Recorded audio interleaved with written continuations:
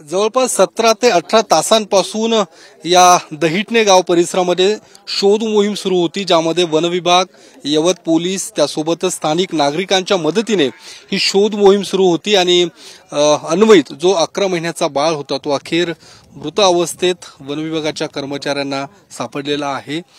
काय नेमकी ही घटना होती आणि कशा पद्धतीने सगळी शोध मोहीम राबवलेली आहे त्या संदर्भात आपल्या सोबत आहेत जी.डी. भोसले साहेब। सर, काय हे सगळे शोध मोहीम राबवली होती, काय कधीपासून हे सगळं घटना काय होती आणि कधीपासून शोध मोहीम सुरू?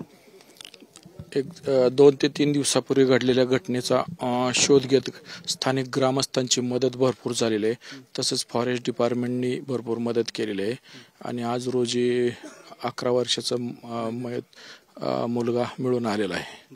त्या बाबतीत सगळ्यांचं सहकार्य झालेलं आहे। असंच या पुढे पण सर्वांनी सहकार्याने कुठल्याही अडचणीला तोंड देणं गरजेचं आहे। तर या भागातनं सातत्याने या सगळ्या लोकांच्या तक्रारी आहेत की अशा पद्धतीने घटना घडतायत, त्यामुळे काय उपाययोजना करण्याची देखील गरज आहे। उपाययोजनेकरता फॉरेस्ट डिपार्टमेंटनी सुद्धा पेट्रोलिंग केली पाहिजे आधीमध्ये, आठवड्यातून 1-2 दिवस। तसंच पोलीस डिपार्टमेंट तर रात्री असतंच, आमची एक सरकारी गाडी असतीच नाईट राऊंड करता।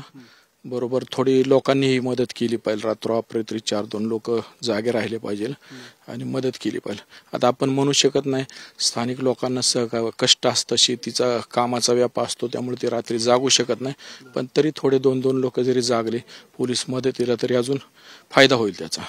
तर स्थानिक लोकांच्या मदतीने ही सगळी शोध मोहीम राबवण्यात आलेली आहे आणि यापुढे अशा घटना टाळण्यासाठी अजून काही उपाययोजना राबवण्याची गरज आहे। ती मग वन विभाग असू दे किंवा स्थानिक पोलीस प्रशासन असू दे, यांच्या माध्यमातून या सगळ्या उपाययोजना राबवण्याची गरज असल्याचं देखील जी.डी. भोसले यांचं म्हणणं आहे। कॅमेरामन सुशांत राऊतसह योगेश बोरसे, TV9 मराठी, दौंड।